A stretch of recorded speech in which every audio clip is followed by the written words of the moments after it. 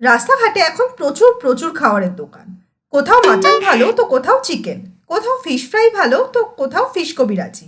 আর তার সাথে পাল্লা দিয়ে বেড়েছে ফুড ব্লগারদের খাবার টেস্ট করার হিড়িক। কোথায় কোথায় যে তারা যাচ্ছে না সেটাই ভাবার। আর রোজ রোজ সোশ্যাল মিডিয়াতে কেউ না কেউ ভাইরাল হয়ে যাচ্ছে। আর এরকম একজন হলো আমাদের সবার প্রিয় পুনপুন। আর ওনার দোকানের থালি রোজ এক গাদা ফুড ব্লগার ওনার দোকানে চলে যায় সকাল থেকে। এইভাবে একদিন এই যে দিদি, তুমি এত ভাইরাল হয়ে গেলে, তো তোমার এখন কেমন লাগছে বলো? আর তোমার দোকানে স্পেশালিটিটা যদি একটু বলো তবে ভালো হয়। মানে লোকজন তোমার দোকানে কেন আসবে? রাস্তায় তো কত আরো দোকান আছে, সেসব ছেড়ে তোমার দোকানেই কেন? আমি হচ্ছি ফেমাস আমার দোকানের থালির জন্য। আমার কাছে মাত্র 40 টাকায় মাটন আর ফ্রাইড রাইস পাবে, আর 30 টাকায় চিকেন আর ফ্রাইড রাইস পাবে।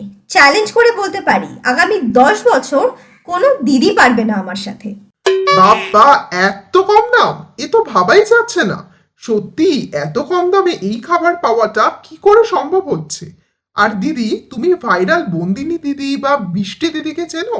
ওনাদেরকে কিছু বলতে চাও? আর তুমি যে এত সেজে গুজে নিজেকে মেনটেন করে রান্না করো, কিভাবে সেটা করছো? বৃষ্টি দিদি তো বলে এত সাজগোজ করে নাকি রান্নাই করা যায় না। কে বলেছে সাজতে যে পারে সে কি রান্না করতে পারে না? আমি সেজে গুজে রান্না করতে পারি, এটাই হচ্ছে আমার ট্যালেন্ট।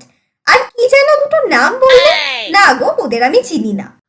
পুনপুন্দি, একদম তোমার কথা মতন ভিডিও করে দিয়েছি, আর চাপ নেই।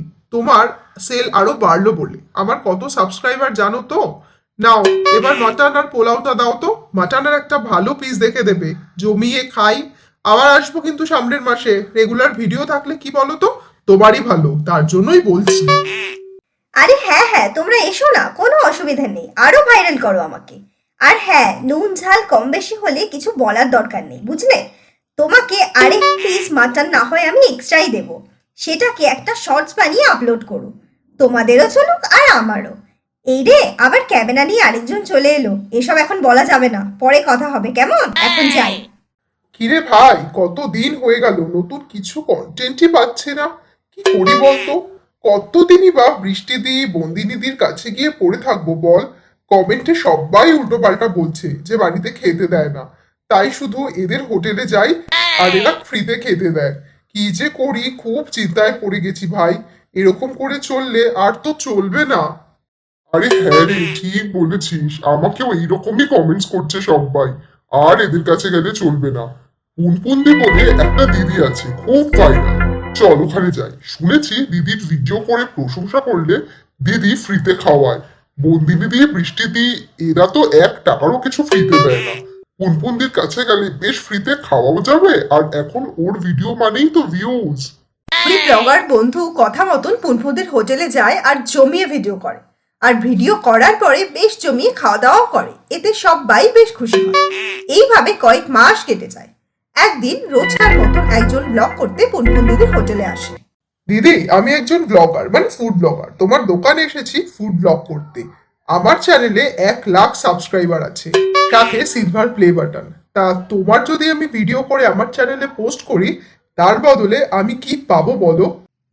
ওয়াও, এত সাবস্ক্রাইবার! তুমি শুধু জমি একটা ভিডিও করো, আর সাথে একটা জিনিস ভিডিওতে ক্লিয়ার করো তো। এখন না খুব কমেন্ট আসছে যে আমি নাকি ভিডিও করার বদলে আর ভালো কথা আমাকে নিয়ে বলার বদলে সবাইকে খাওয়াই ফ্রিতে। এটা যে আমি করি না সেটাই হাইলাইট করো, আর যাওয়ার সময় পেট ভরে খেয়ে যেও। আর তার জন্য কিন্তু তোমাকে কোনো টাকা দিতে হবে না, এটা আমার তরফ থেকে পুরো ফ্রি। দিদি, তোমার দোকানের থালি এত ফেমাস হলো এই ইউটিউবারদের জন্য, কিন্তু লোকজন একটা কথা বলছে। এটা কতটা সত্যি তোমাকে আজকে বলতেই হবে। সবাই কমেন্টস করে তুমি তাদেরকে, মানে যারা তোমার ভিডিও করে, তোমার প্রশংসা করে, তাদের নাকি তুমি ফ্রিতে খাওয়াও। তো এটা কি সত্যি? ভাই দেখো, আমি এখানে ব্যবসা করছি, ফ্রিতে খাওয়ালে তো আর ব্যবসা করা যাবে না, তাই না? যারা যারা আমার এখানে ব্লগ করতে আসে সবাই কিন্তু নিজের টাকাই খায়, আমি কিচ্ছু ফ্রিতে দিই না। যারা এটা বলে তারা খুবই খারাপ বলে, তারা আসলে সত্যিটা জানেই না। এইভাবে সেদিনও সেই ব্লগার মনের আনন্দে ফ্রিতে খাবার খেয়ে বাড়ি ফেরে।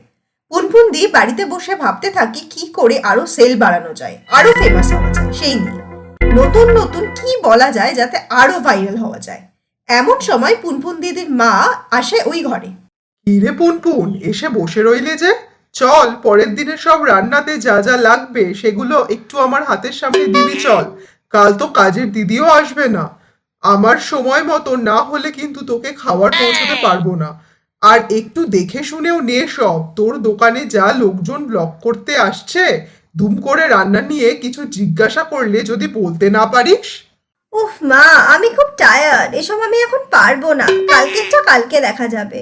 আর কেউ কিছু জিজ্ঞাসা করলে বলে দেব এটা আমার সিক্রেট। পুনপুন পুনপুন, তাড়াতাড়ি ওঠ ঘুম থেকে। কি যে করিস তুই! এক গাদা লোকজন ভিডিও করতে চলে এসেছে বাড়িতে।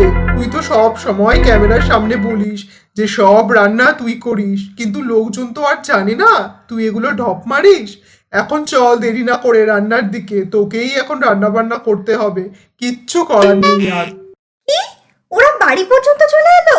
কি যে জ্বালা হয়েছে আমার, ওদের ছাড়াও চলবে না, আবার ওদের ক্যামেরার সামনে সবসময় নাটক করেই যেতে হবে।